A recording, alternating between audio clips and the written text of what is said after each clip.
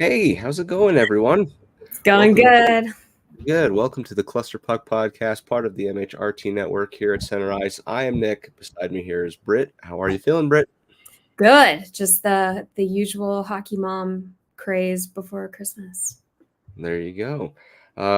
Apologize to everyone in advance for my flush-looking face. I caught pneumonia over the weekend, and so I'm still trying to shake that off. I know last week in our episode I was coughing, so I'll probably be doing that here. So I just went from one sickness right to the other. Not fun. I wouldn't wish it on my worst enemy. It was pretty rough, especially on Sunday and Monday. I'd probably say were the worst 2 days. But then we've been kind of going on the mend, and not the greatest. So apologize if I look like walking death, but we'll get through the episode. You're not. Before we begin, don't forget everyone to like and subscribe. Follow the MHRT network so you can get notified when shows like the Cluster Puck podcast go live. You can follow them on the various platforms and social media accounts. If you like us specifically, you can follow us at the Cluster Puck Podcast on Facebook, and then Cluster Puck Avs on Twitter, Instagram, and Threads. Okay, Brett. So it's been a roller coaster week. Where do we start? I don't even know where to begin. I guess let's start with the fact that I think what did we go in the week? 2-2 officially? Is that what we did, or did we go 3-1? No, we went 2-2. We dropped the Jets and the Flyers, and then we beat the Flames and Sabres yesterday.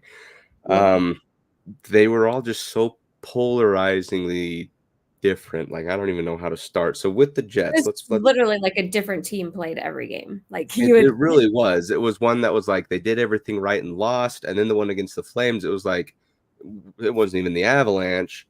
No. And then, one against the Flyers, it wasn't even the Avalanche. Then one against the Flames, you came back in amazing comeback, I will say, to beat the Flames. And then the Avalanche and Sabres, it was like they could do no wrong.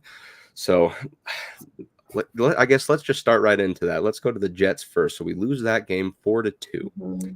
Yeah. It doesn't help when Kyle Connor gets 2 goals. And just this game felt like, we did everything right. We were getting a lot of pressure. We were like, our zone entries were clean. Everything was great about it. But it just... But we just, it was just like details. We couldn't even convert like a 5-on-3.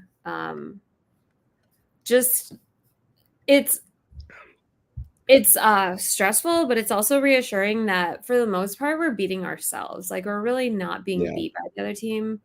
We're seeing mistakes from people like Devontae's, Cale Makar, huge mistakes that generally are not made by them. So, the fortunate thing is that means that we have control of fixing them. It's not like we can control the things that the other teams are doing. Most of the stuff that needs to be fixed are things totally in our control and shouldn't be that hard to fix. Devontae's with these egregious turnovers, stupid choices. Some of the stuff that he's done this year has been shocking, to say the least. Mm-hmm. But I think that it's reassuring, if anything, that most of our problems are self-inflicted. Yeah.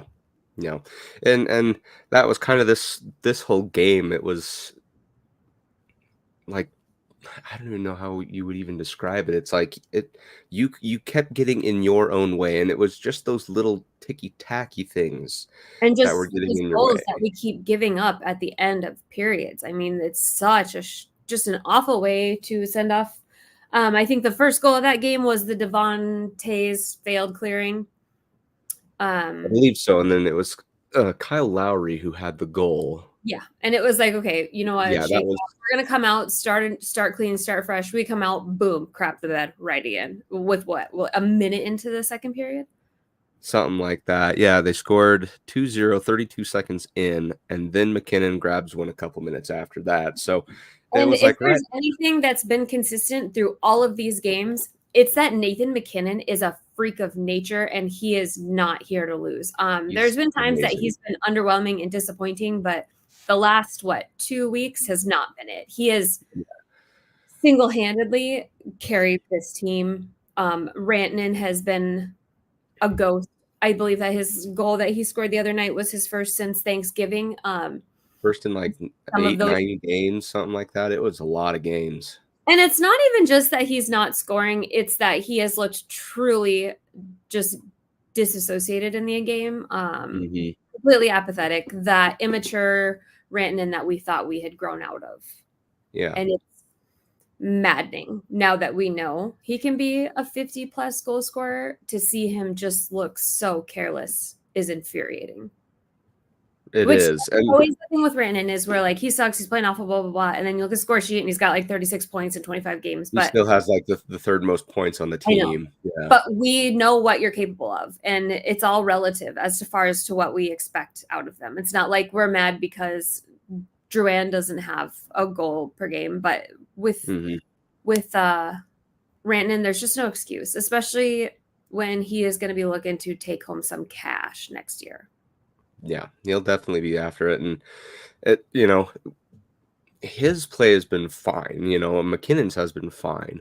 Even, I mean, anyone's play has been fine, but it's like for at least the game against the Jets and then ergo the Flyers, it was all individual efforts that were great. But Johansson has certainly been struggling. That is kind of seems to be the blaring issue that's been pretty consistent through our biggest struggles. And it's, those two games, especially the Flyers one, I think was a bit more egregious.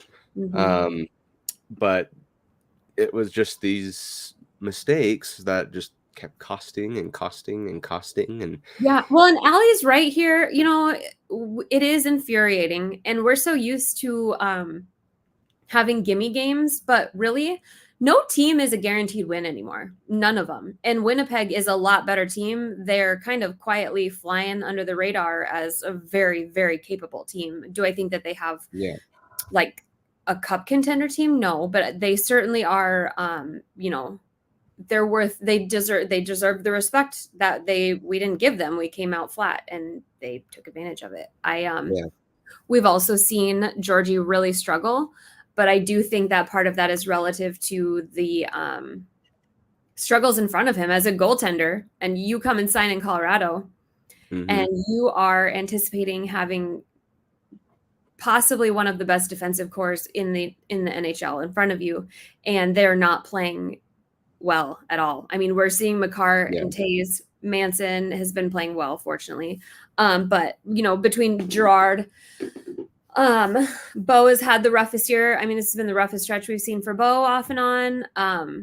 And he seems to be affected right now by the struggles in front of him. And it seems to correlate directly with not necessarily just vibes, but he definitely feeds off that energy. And he seems to struggle when the big guys are struggling in front of him, his defense. Yeah, I think that's a pretty accurate statement. And, with Ali's comment, and we'll actually grab avatars here. We still, with these home games that we've I think in this 5-game homestand, we went 3-2, with the last 4 being 2-2. We're still first place in the division, right? Just like Avatar says here. And that's kind of the expectation. I would probably say the bar we're giving them is really, really high, because we have seen, and we saw the first 10, 12 games in the season. We knew in the first 5 games what the team was capable of. When they were firing on all cylinders, the team is unstoppable, right? That no one can beat them. Everything's going to be fine.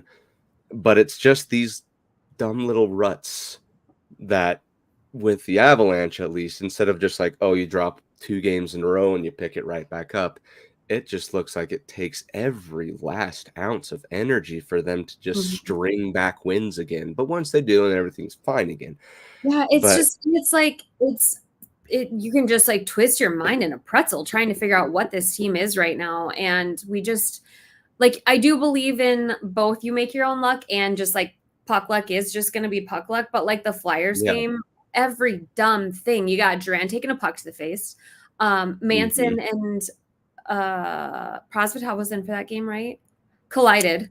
I mean, we just had just all those little dumb things add up to so much frustration. And we keep seeing phenomenal play out of individual players and horrific play out of individual players. And I just pray that, you know, they talk about you have to peak at the right time. At some point, we're going to have to align and all be playing well at the same time. We saw Johansson have a nice little peak a while back. We've seen Drouin have his ups and downs. He seems to be playing relatively stable at this point. McKinnon is playing out of this world.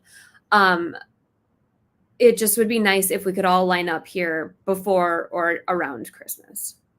Yeah, and I think we will. You know, it's usually it takes them a week or so, at least from what we've seen in the past. But I think they'll climb out of this just fine. I mean, they're on a 2-game winning streak, and that game in Buffalo, or against Buffalo, I should say, definitely made me de-stress, you know, kind of decompress about panicking. Yeah, I mean, there's no glaring issue. There's no singular player. There isn't something that's just destroying them night after night. It's all things that just need to stabilize for the most part. I will say, I know that we have one with Prosvetov, and he has played. The numbers have been decent with him, but I'm not very reassured, particularly by last night's game. I feel like it would be nice if we could play like that in front of Georgie, because my God, did we save his ass. Those were some of the juiciest rebounds on a consistent basis that I've seen in an NHL game ever. We're talking about straight up the slot with half the net wide open. Like I said on Twitter, the Sabres have to be walking out of that rink just furious that they did not capitalize on so many different. Malinsky, I feel like there should be something on the stat sheet for like being the direct reason a goal isn't scored by just pushing that puck back under Prosvetov. That was a guaranteed goal for the Sabres. I mean, it was insane that it didn't go. So I'm really curious. I do still feel like we need to add something on the blue line with the deadline, or something maybe a little more solid in backup.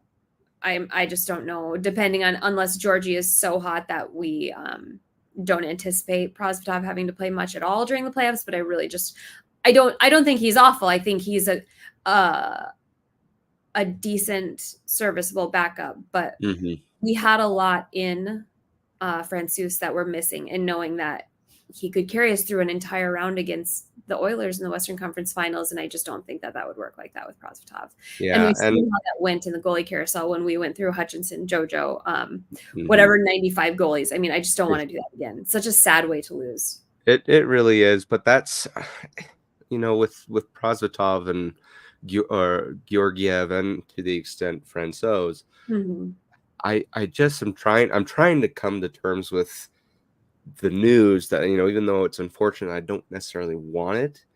I think Francouz's time in Colorado was probably done. I wouldn't. It's just a feeling that's been albatrossing around my head for the last, like, ever since they announced basically he was going to LTIR. We've been good to him.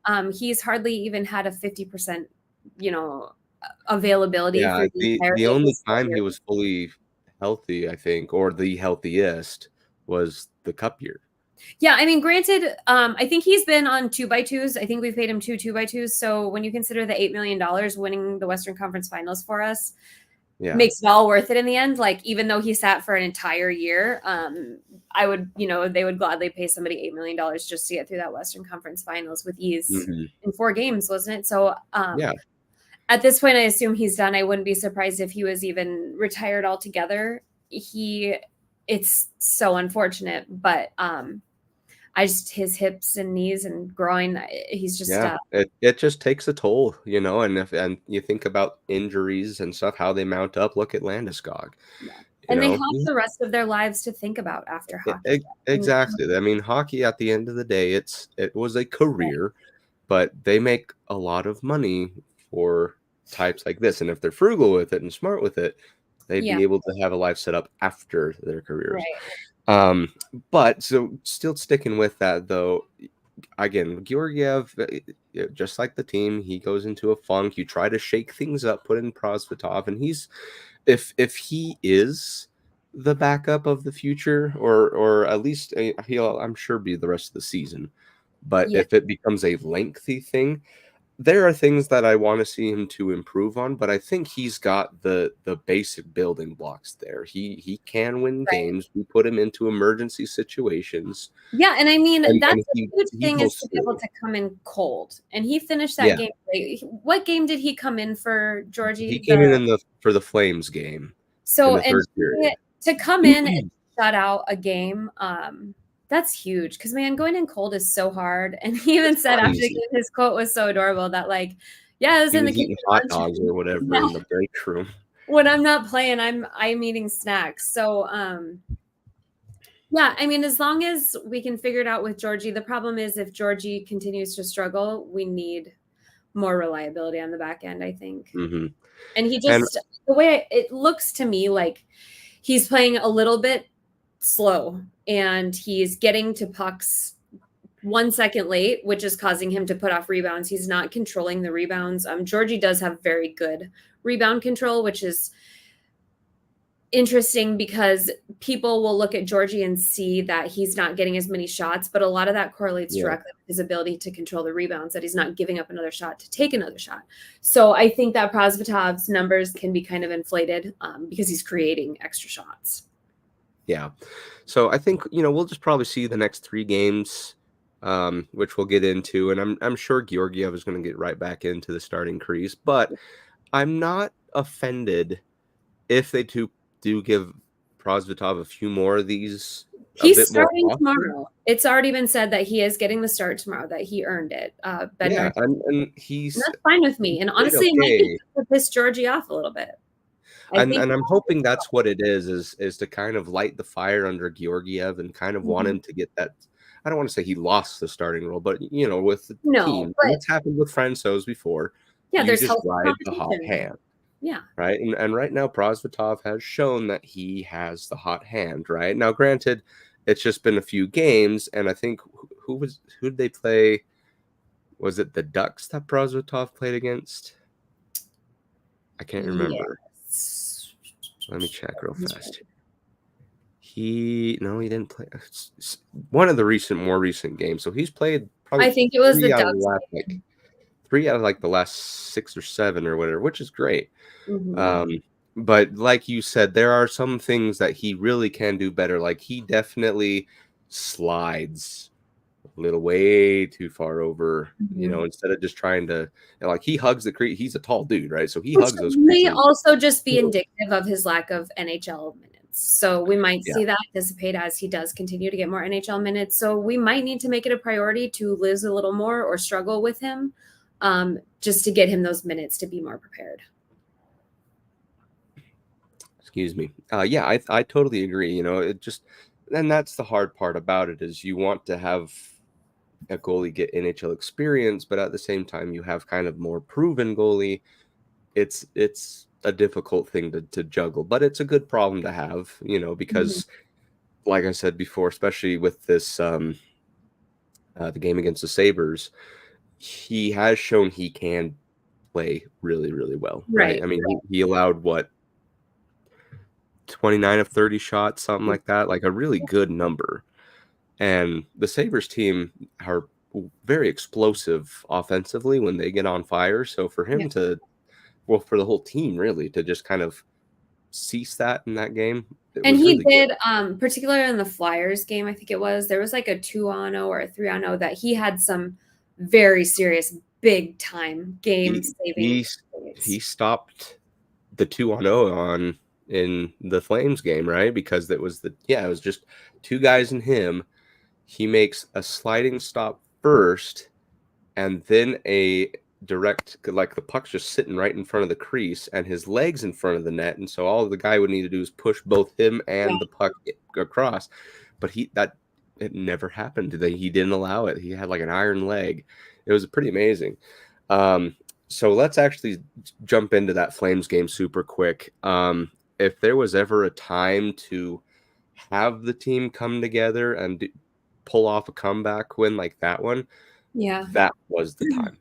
Yeah. Especially when you're down in a funk already, you know, that's one of those games to kind of, instead of slowly crawling your way out of a rut, that just leaps you out of the hole. That was a game with so much emotion, like so many, just a lot happened in 60 minutes. It's crazy how up and down and sideways, good things and bad things, starting right off with Mr. Kadri scoring the goal. Like, what a way to set the tone. We'll figure, right? Yeah, to just feel pretty crappy. And that was pretty quick into the first, like a little between the halfway and the start of the game. And that was kind of just one of those, like, that's the one thing you just really didn't want to happen. You know, it just doesn't feel good.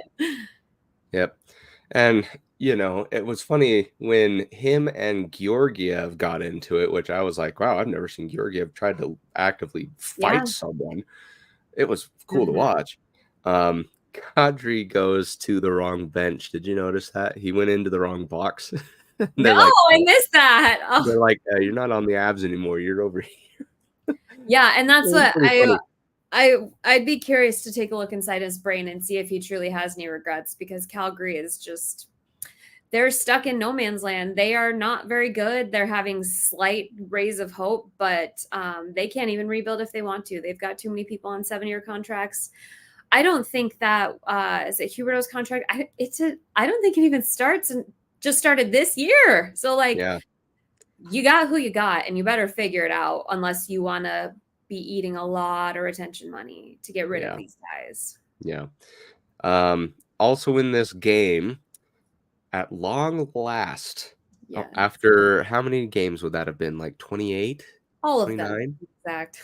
Yeah, well, all of them up until that point. A one Tomáš Tatar finally gets a goal after all the hard work he's put in. He was one of the guys where, even though he wasn't scoring, he was doing literally everything else. Like just literally like snake bit, like to an absolute T. And it's just unfortunate, because then once you become the center of that conversation, once it's a thing, once people know that him not scoring is a thing, then you probably just obsess over it and become more grip the stick, all, you know what I mean? Just everything feels wrong. If there's anything that I have like taken away from this year, and like what I love, and like it kind of resonated last night even more so, is that like Ross Colton has to just be the greatest teammate on the face of the earth. He really does. He celebrates, and I almost feel like he gets the blood pumping again. Yeah, I cried so many times with the EJ stuff. Like, I just kept like watching the interview and crying. Like, I'm so dumb. But I was crying too. Really feel like he's kind of that presence, that EJ presence. Just golden retriever. You know what I mean? Just he really seems like he's very, very good for this locker room. And I love people that love to score, that every goal he scores is just the greatest. It's like it could be his last, you know? Oh my God. He squeezed Tatar so hard. It was almost concerning that one of them would be injured. And like, he's smiling so, it's so sweet to see. And I think that with guys like Nate in the locker room, and maybe kind of a more serious bunch, I think he could be such a good grounding type person to keep some joy in there, because he just reeks of joy and like teammatemanship, whatever the word is. He just seems like an absolute pleasure, and he's just rooting for everybody just as bad as he wants it. He wants it just as bad for everyone. So to see him cheer like that with Tatar, and for him to be out there with that, just, it was so nice. It was such a good kind of like icebreaker for that coldness. It was getting real tense during the beginning of that Calgary game, it felt like. Yeah. And to that extent, one of my favorite things, and I was talking to Allie about this during that game, because that was the Tatar goal. I think it was the Tatar goal that I was discussing it with her. I was like, my favorite thing about when a hockey team scores, and in this case, we're talking about the Avalanche, is who's on the ice with them at the time. Because when they go and do their little hugs and, little mini celebrations, it was like the weirdest combo of guys I've ever seen on the ice. It was like Tatar, Colton, Olofsson, Manson, and and like Cale Makar randomly. It was like the weirdest bunch of dudes. It was kind of like our like dudes that don't get appreciated enough. You know what I mean? Like kind of grind it out. And that's kind of my favorite thing is when they score, it's like it's an entirely shuffled roster out on the ice that I'm like, I'm like when Curtis McDermott scored his first goal, who's the first guy he hugs? Nathan McKinnon. Yeah. And it's like you see them cheer, like Tatar and Colton were literally like squeezing each other so hard, like sweaty, skin to skin, face to face, cheeks screaming. Like it's just it's a different kind of joy. Like that's really needed it. You know what I mean? And now hopefully that he's got that off his back, he can play a little bit looser because it looks like not washed up. There's a reason that everybody was pissed we got him. He's not. He's not. He's given 115% every single game, and it shows. Yeah. It's like him, Ross Colton, and Miles Wood. The three, you could call them the mayhem line because all they do is just wreck things, and they're fast, and they don't give up. You could throw Logan O'Connor into that. A lot of the story of this game too. We saw a goal from Ben Myers, which Ben Myers had a goal. Nice. Yeah. We saw what? First game called back to the Avalanche roster. Yeah, he didn't do a whole lot for me in that game, but he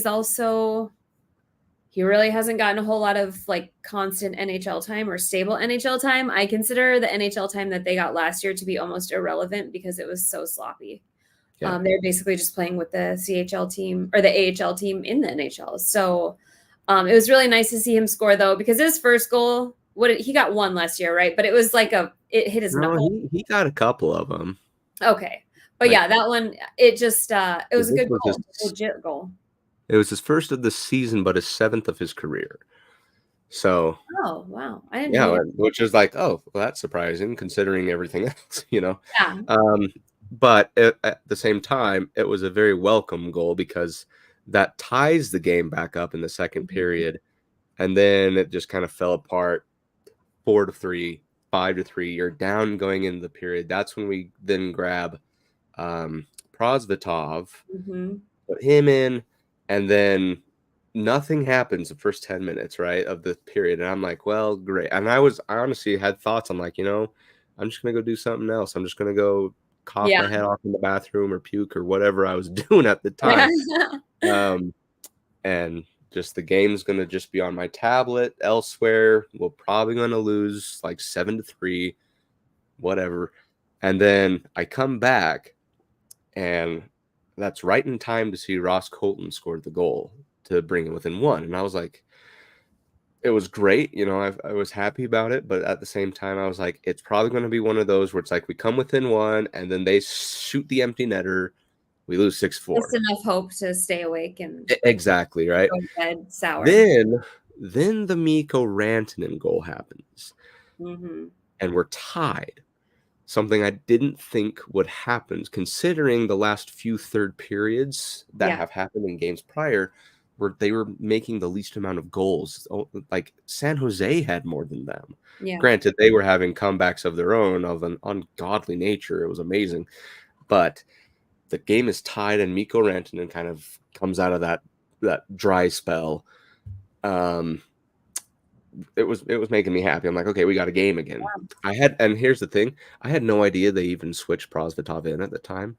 Yeah, I had no idea. Just happy that they put him in just between periods and didn't like yank Georgie, because that's a really, really demeaning task as a goalie when you have to like get pulled after a goal. Because even like when I play drop in and we switch like halfway through, it always pisses me off when the other goalie goes to switch with me, like right after I get scored on. It's like you want to, when you finish on a crappy note as a goalie, like, ugh. But at least just finish off the period. And also, who knows, Georgie might have argued with him about it. So maybe that was their way of doing it without a scene.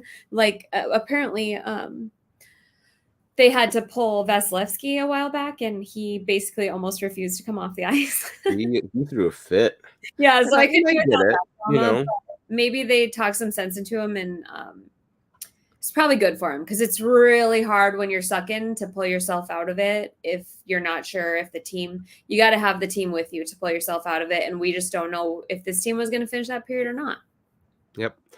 And then with 4.5 minutes left, Nathan MacKinnon just does what Nathan MacKinnon does and goes almost the entire length of the ice, at least from the beginning of the defensive zone, our defensive zone, takes a pass.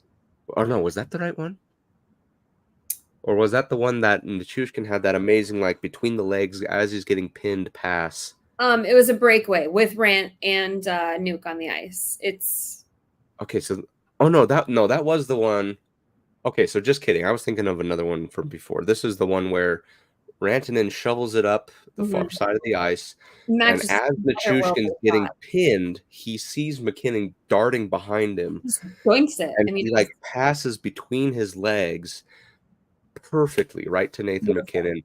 It's a breakaway, and as soon as that happens, 99% of the time, he's scoring. Yeah. Right? And I knew as soon as that happened, I was like, Nathan MacKinnon's mad enough that he will this puck to go in the net regardless. And that's what, if praise is deserved anywhere throughout these last few games beyond MacKinnon, it's Nuke. We are finally seeing Nuke again. And I don't know if that's playing with MacKinnon is a boost there, but he is kicking ass. Like, really, especially when we get into that Sabres game, man, he is finally what we signed for the next years or whatever. Nope. And then, in fact, let's get into that. So Calgary, the game, they win 6-5. They hold on for dear life for the rest of the time. Get that done. Moving into Buffalo now. The game was over by the first period. They scored the one, but I wasn't really too concerned. And everything was okay. No goals in the second, a couple extras. Sam Malinsky, which was cool, in the third. He's got an absolute friggin' rocket of a shot. Oh my God. So many first goals are like dumb, like it grazes their butt cheek or something, but like that was a goal. I mean, that was beautiful. Amazing. And just his grin is so happy. I wasn't terribly impressed with him at first, but I'm really starting to think that he might grow into a very stable presence on the Avalanche roster. Him and Caleb Jones, I've been very impressed with, but with Malinsky's play, when that shot was fired, I didn't know it was Malinsky. I thought it was Nathan MacKinnon. I'm not even kidding. I had no idea Malinsky was on the ice. I thought when they were regrouping a puck during a forecheck, I thought he sprinted off and MacKinnon came on. No, he just circles back around and parks it almost where Nathan MacKinnon usually would go during a power play, even though they weren't on the power play. Yeah.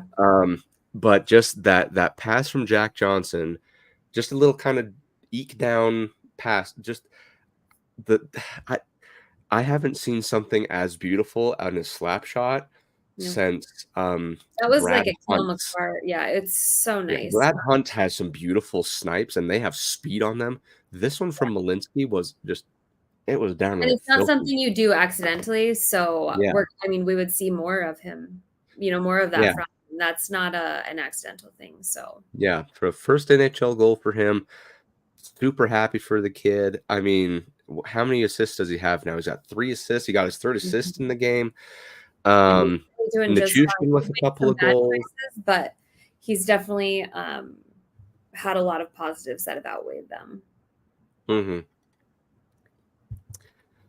But I want to say probably the highlight of this game, and obviously we're going to talk about it, was a guy on the other team by the name of Eric Johnson. You might know him as the Condor. I was sobbing buckets when they played that tribute video. Yeah. Oh my gosh. Like I don't want to say I wear my emotions on my sleeve, but as I've grown in my age, I've kind of come to recognize that it's very much okay to do that. And so I just let my tears fly. Yeah.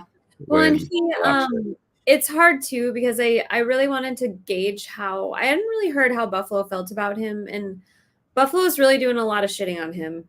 And I don't know what they expected, if they expected like this amazing defenseman, because what they need is adults in the room, because they clearly lack any bit of veteran leadership. And I feel like they are just kind of shutting him out and really not treating him very well. And it's kind of pissing me off. I could have spent a lot of time on Twitter arguing about it, but I'm sure that it left them a little bit sour to see him absolutely gutted. His heart is here. Because he was kind of tearing up. Oh, he cried. He full-blown had tears. If you didn't see there was a little bit. I watched that one. Full tears, and that made me cry, right? Yeah. And then they interviewed him. So this particular broadcast was on TNT, which not really thrilled with them because they blacked it out in my region. Oh, not happy about that. So I had to come up with a very, very creative way to get the game. Yeah. Only to come to learn that Altitude broadcast it themselves as well. And they had Mosier and Rycroft doing the commentating. It was just a regular game. No, I hate listening to the TV. Yeah. Anyways, but the Altitude team interviewed him during the first intermission. Mm-hmm. Right, instead of saying like, "Oh, they could have gone to Miles Wood, who scored a goal, and the Chushkin who." Well, it's just kind of like leave him alone because the first two goals I think were. But both it's like he's already emotional. Yeah. Right. This is already a big thing for him because that standing ovation lasted almost a minute, and he was waving, clapping, all that stuff for a minute. And it's like this team meant. I just hope that the Sabres watched that video so they could see what a true badass he was when this team sucked. Oh yeah. His timing just didn't align. He just was at the end of the road when we were peaking. And it's really sad because he was seriously so freaking good. And he battled some very serious injuries. The guy's had a tough career, a really tough career. Yeah. So I hope that they all watched highlights of him and realized how much he used to kick ass and why he has such a strong veteran presence and deserves more respect than he's getting. Yeah.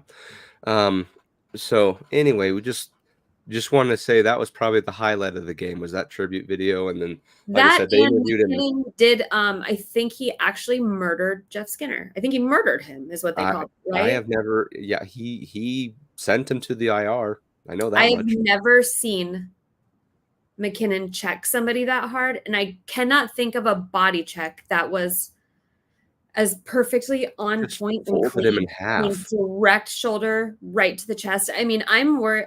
I would not be surprised if he had sternum, collarbone, ribs broken. Oh, sure. Oh, yeah. That was McKinnon is a freaking freight train, just like a semi. I could not believe that he laid that hit and then he skated away from it. He just got none of the momentum. He gave it all. And there was no repercussion from Buffalo either. Nobody came after him after that. And that's what there was so many times that like Darlene was given those crabby Mikko vibes where he just would give up on a play. There was one that he just watched after he lost a puck battle. He watched him go into the net and it was like, damn, dude, people are trying to argue that you're one of the best in the league and you're going to sit here like a pouty baby and watch them dance right to the net. Like, yeah, no, they definitely lack maturity, that team. Yeah. Oh my gosh. Say that. I know. I posted on Twitter. I just listened to an interview with him on Empty Netters. I don't know if you listened to that one. He is so sweet and so fun and so endearing. And I just fell in love with him. And then Matt just went out there and killed him. Just literally folded him in half. Yeah. So anybody who doesn't know, his goal song is it's High School Musical, Soaring, Flying.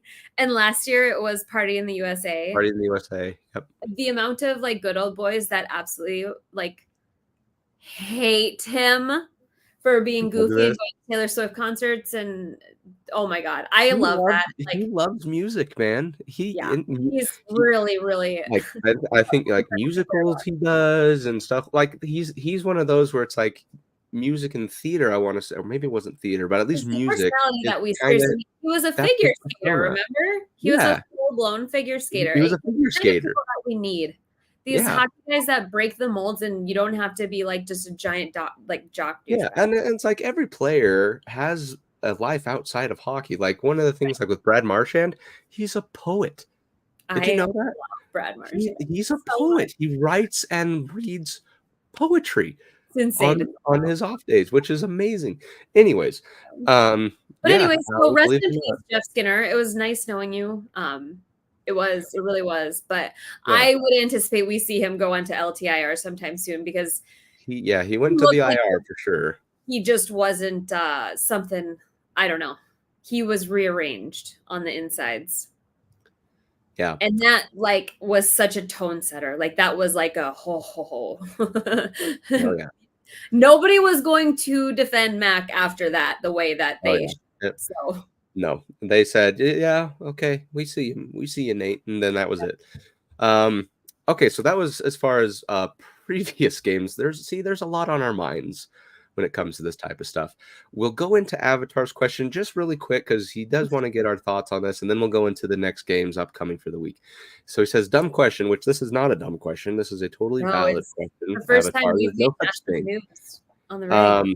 Everyone seems to be up in arms or freaking out, or there's a big reaction, I'll say, to the fact that the Washington Capitals / Washington Wizards are going to be taking their talents and moving them 6 miles away to Alexandria, Virginia, where they're going to build a new arena, sports complex, kind of dining area, shopping malls, a complex. It doesn't help that the clickbait stuff keeps saying like relocating. Yeah. And it's a different state name. Put that back up. So what is my reaction? To be honest, I don't care. Yeah, it's 6 miles away. It's not like they're moving across the country and like folding the franchise. And that's what I think, that they're trying to make it sound like they're moving it way far away.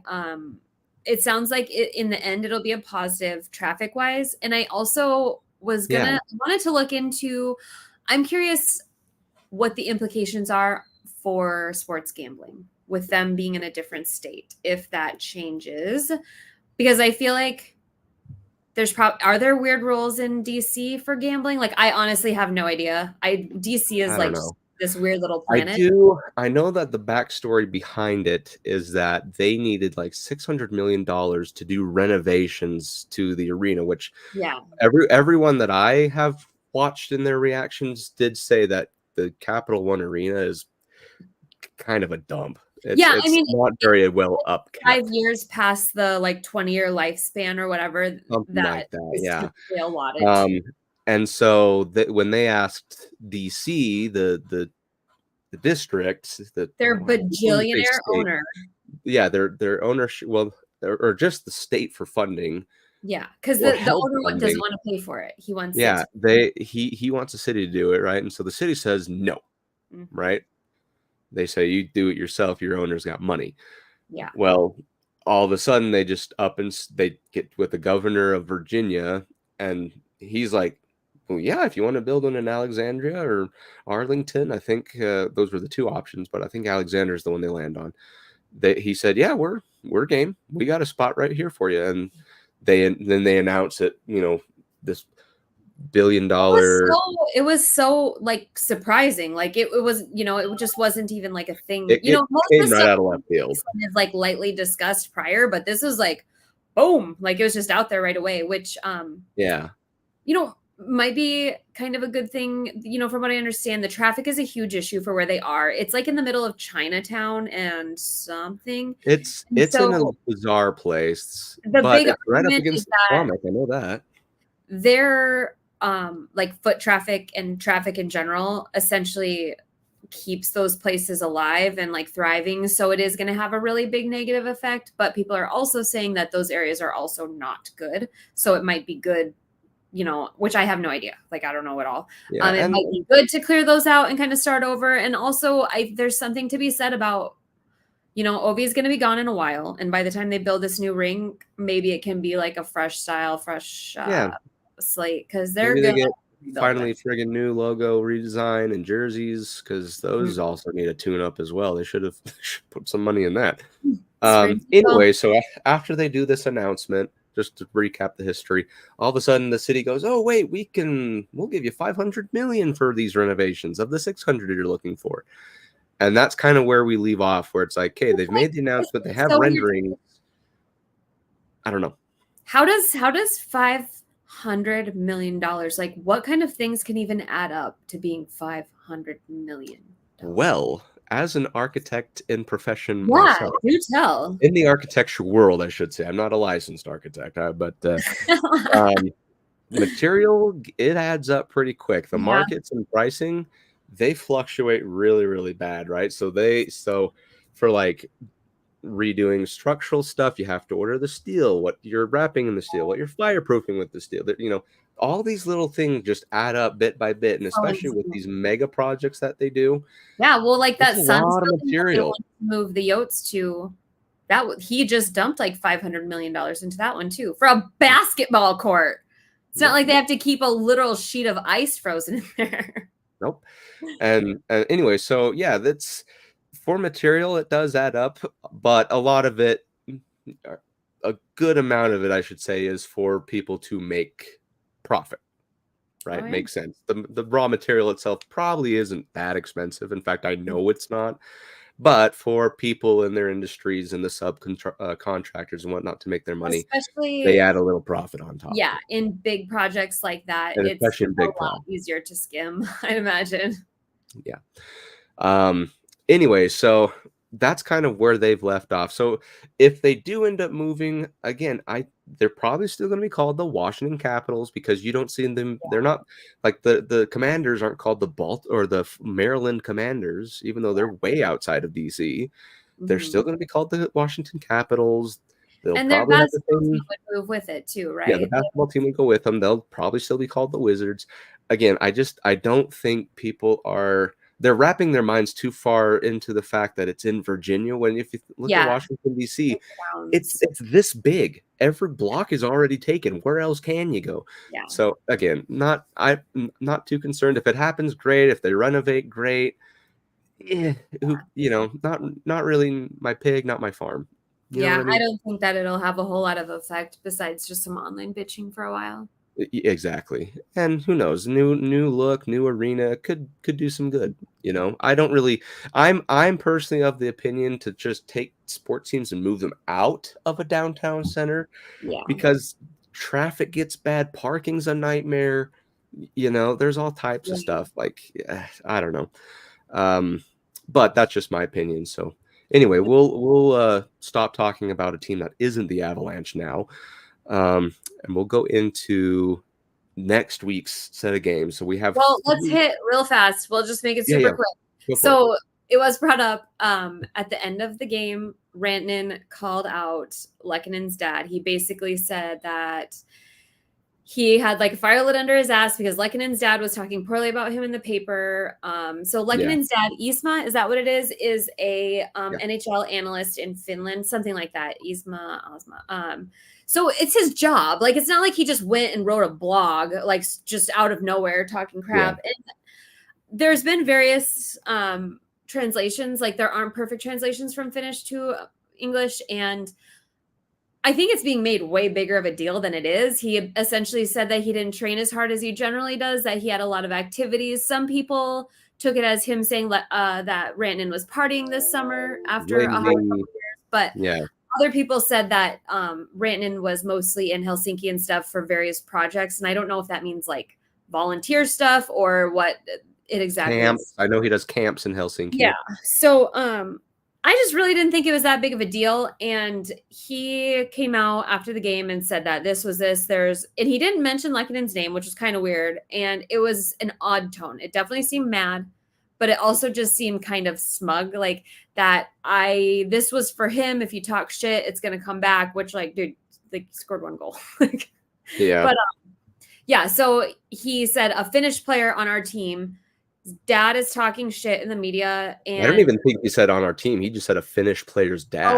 Oh, okay. I thought he said teammates, but and it's like really weird too, because a lot of people are like sensationalizing it, but Lekkonen and Rantanen are like besties, very close. And Rantanen grew up with Lekkonen, from what I understand, and with his dad. So I don't know I have like quite a few European friends, and their humor can be real dry. So some people are saying that it might be a joke. It might be kind of like a sarcastic F you, but not like a full blown, actually angry, I hate you. I think that it was just kind of a dry call out to, especially because Rannon's not into media stuff. So I think he just kind of called it out just to make a point, but I don't think it was nearly as hateful. And he did come up the next day and say that it's fine and like they're close and everything's fine. He talked with it's not the drama people desperately want it to be. Like the Avs just aren't drama. They just aren't that. It's just not them. Yeah, so and just I don't know. Just I totally would agree though with those Nordic country folk. They just get real. They have their own random styles of humor, right? And like, yeah, it can be very confusing, especially for Midwesterners. Like, oh yeah, feeling like, why do you hate me all the time? But that's just how they are. But that's just how he is, right? So like after a hard fought game and stuff like that, he probably won't exactly be in like a smiley mood. He's very stoic when you wouldn't expect him to, but then he kind of is very cheerful and spry any other day, you know. So I think I would totally agree with you where it's like, yeah, he said it. It probably did hurt him a little, but he wasn't saying it like spiteful or revengeful.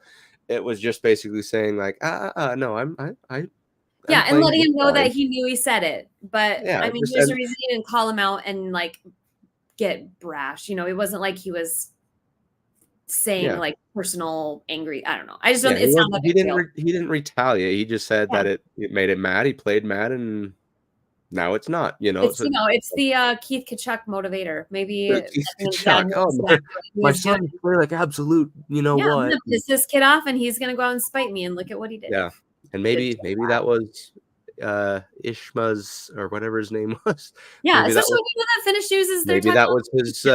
He's one of the pride and joy of that country. Like, it's not like he's the first one to say that Mikko's not been playing well in the last 2 weeks. Like, yeah, I don't know. Yeah, it's not a big deal. I think it's pretty much done and over. It's not like Lehkonen is they're gonna have some like fist fight between them in the locker room. No, I'm sure they'll over the off season they'll all be sitting in a sauna having a good old time singing songs. So. Okay, so real quickly then, before we wrap up, we'll just quickly go into the upcoming games for this week. We have 3 on the slate. So we, 2 away, 1 home. We go to Winnipeg. That's going to be fun, especially this time of year. It's probably going to be like negative 15 degrees outside at the highest. Yeah, Winnipeg sucks flat, man. Yeah. So that's on Saturday. So we don't play until Saturday. Which it's nice to get that quick redemption, especially, I kind of wish that Georgie was playing in there so he could get that steal, but having quick redemption opportunity goes either really good or really bad. Leave you feeling extra crappy or like that. It makes you totally forget the first loss. So we need to win. And where better place to do it than at Winnipeg's place? Yeah. I think, again, though, they are second in the division, if I'm not mistaken. Let me just check one last time. Yeah, they're second in the division. It's just wild because they were pondering a rebuild up until 12 minutes before the season started. It's very peculiar. And statistically, they're not frauds. They're really not. It's not like their shooting percentages and stuff. Nothing is unsustainable that they're doing. And like I said keep shit together. Like I said last week, they play very well as a unit. Yeah. And so I don't know. Connor Brown is going to be out 6 to 8 weeks from that. Connor Brown? Yeah. Or Kyle Connor. Connor Brown. Kyle Connor. He took the knee to knee, right? Am I mixing all? There was so much drama this weekend in the NHL. I just absolutely cannot. Yeah. Took the knee to knee, right? Kyle Connor. Kyle Connor. Yep. A lot of Kyles. What am I pulling? Did I make up Kyle Brown? Connor Brown? But anyways, 16 Connor Brown's the guy. Pretty bad. Yeah. So he'll be out. So lost for them. I agree with you there. I think it's going to be, and Allie is definitely on this train where she's like, I don't know if they're going to be able to sustain much without Kyle Connor. He scored both their goals against us. He scored both their goals against us. He is their train. But at this point, I think it's going to be okay. Yeah, they lost to the Sharks back on Tuesday, but yesterday they beat the Kings in LA 5-2. The Kings are as scary as anyone, honestly. And the Kings are a top 5 team. Anyone. Yeah. So I still think they're going to be just as fine a well-oiled machine than anyone else. Scheifele, I think, is the leader in points right now. Kyle Well, Connor they're does just have the trying to keep most it together. goals, but they still have like Morrissey. They have that one kid, I forgot his name, Logan Stanley, I think is what it is. He's a freight train. So like this again, it's got to be one of those where they're a really deep, like a deep leveled team. They don't have too many highs and lows. Yeah. So for this game, especially, you have have to come out of the gates and score like 3 in the first period.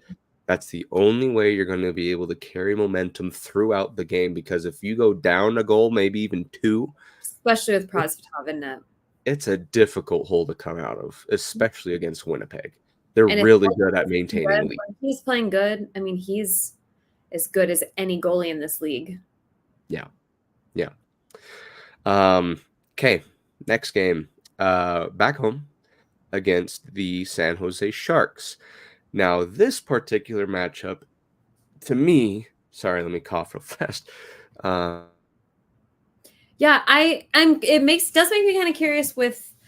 So we'll probably throw Georgie back in for that. Hopefully a confidence booster, but also if he comes back out and plays like crap against the Sharks, like that is just such a gnarly Yeah. You know, because the Sharks, as bad as they suck, man. They have won, I think, like. Didn't they give the Knights their first loss of the season? They almost beat them. They came back. They came back, but lost in shootouts. But before that, they came back 4-0 against Detroit, won that game.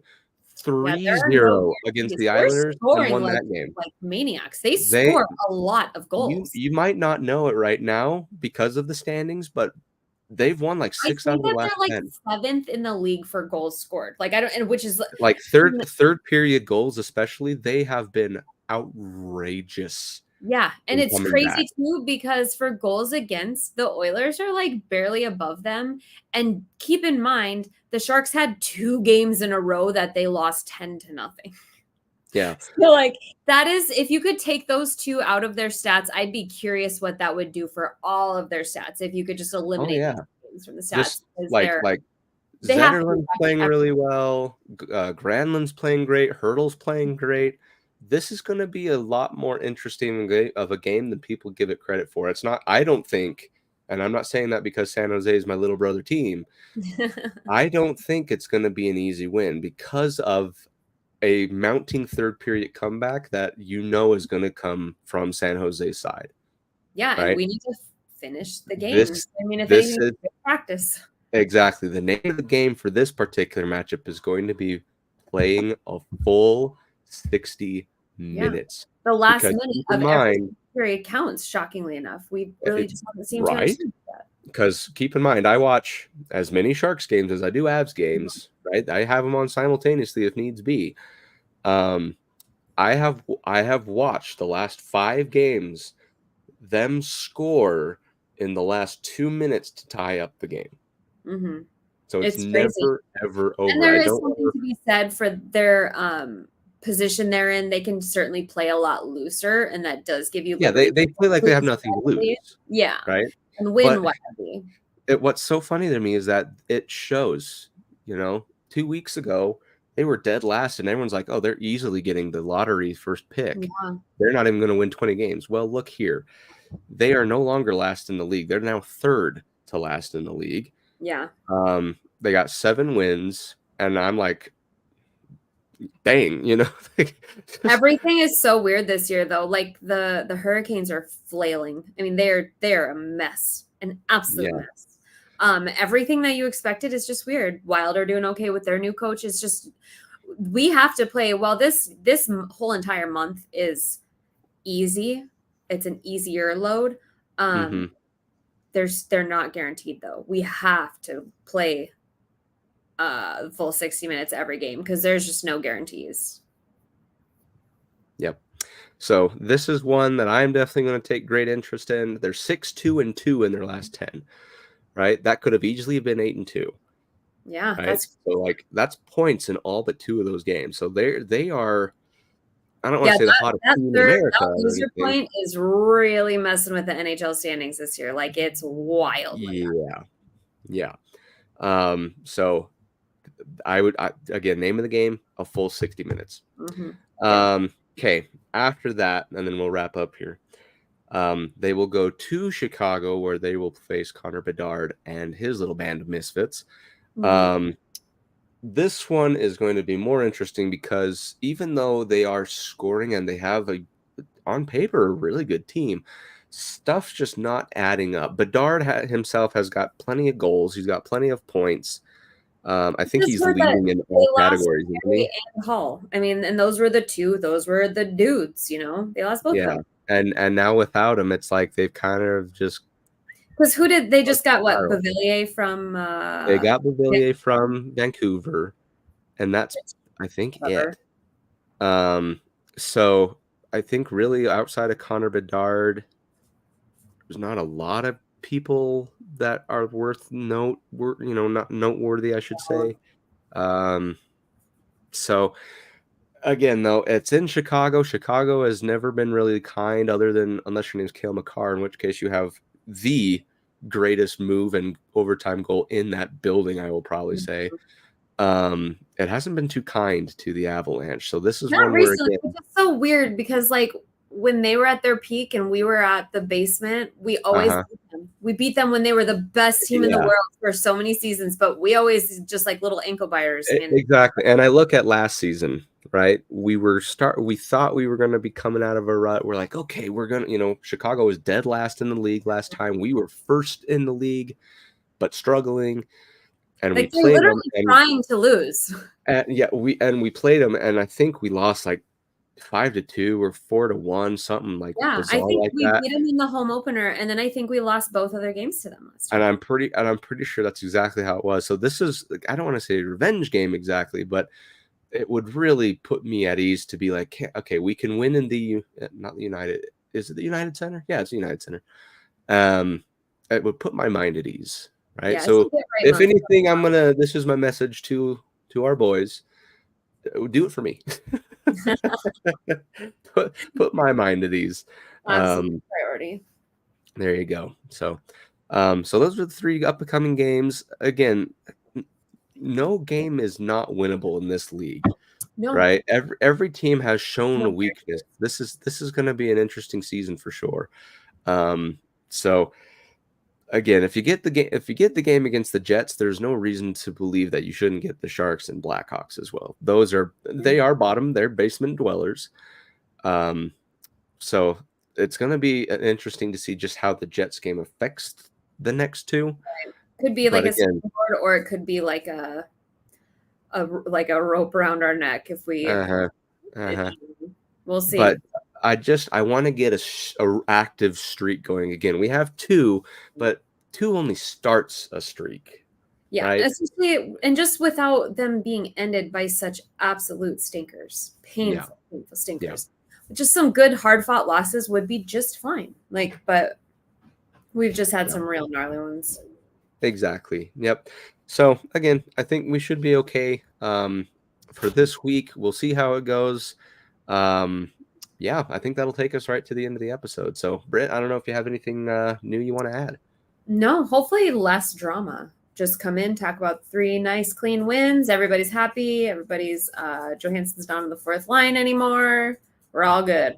Little Johansson hat trick couldn't hurt anyone, that's for sure. Yeah. First 5-on-5 assist got this weekend. Yeah, and hopefully next week I am not sick. Yes, I hate this. I hate it. It's been like 3 weeks in a row, and I don't know what to do. Yeah, especially if I was like in high school, man, I would have loved some pneumonia. Get out of everything and chill. Oh yeah. It's dumb because you go back to your high school days. The sickness only lasted like 3 days, right? And you're like, oh, that's not enough to miss school, especially if it's over the weekend. You're like, oh, it ruined my weekend, but I'm right back to school on Monday. But now it's like these things just take so long. I don't know if it's like stress from work that's making it not. We've been doing the same thing. don't know when one starts and a new one begins. Like, where does the stress? Mine has been like fluid. Like I had the persistent cough and I was fine in last week's episode, but I had the cough still go around, and that just tumbleweeded right into pneumonia. And I'm like, I just got out of like bronchitis or whatever I had. That they were talking about in Europe, that 100-day cough thing is like they're getting this cough that's lingering, and then when people lay down and go to bed, they're having some fluid build up, and that's what it. Yeah, I don't know, but take care of yourself. Yeah, I got plenty of prescribed medication, so we're good there. So yeah, hopefully next week will be bright as rain. Fingers crossed. Okay, so that's going to do it for us for this week's episode. We appreciate all your guys' participation. We got a live episode in, which it's been a while for that, but that's kind of, Avalanche schedule. If they hit a Thursday, you're getting a recorded one. That's just kind of the way of the world. So pre-recorded, I should say. So thank you once again, everyone, for following and participating in this episode of the Clusterfuck Podcast. We do appreciate all your guys' contributions, thoughts, insights, questions. We encourage you to keep that up as often as you can. For those of you who want to follow shows like the Clusterfuck Podcast, you can go to the MHRT Network on the various social media platforms. Give them a like, subscribe, or a follow. So you can get notified when shows like the Clusterfuck Podcast go live. You can also follow us if you would like at the Clusterfuck Podcast on Facebook, and then Clusterfuck Avs on Twitter/X, Instagram, and Threads. With that being said, we hope you guys continue to have a happy holidays. And as always, go Avs, go. Fast lane when I pass in the street, bag of money in the passenger seat. Simcoe's been asking for me on the road from the west to the east. Way up, I might never come down, cause the coast racking up the flame out. So high, I might never come down, so what, this is my lifestyle. Wait a minute, work hard for the car, so that's why it's all tinted.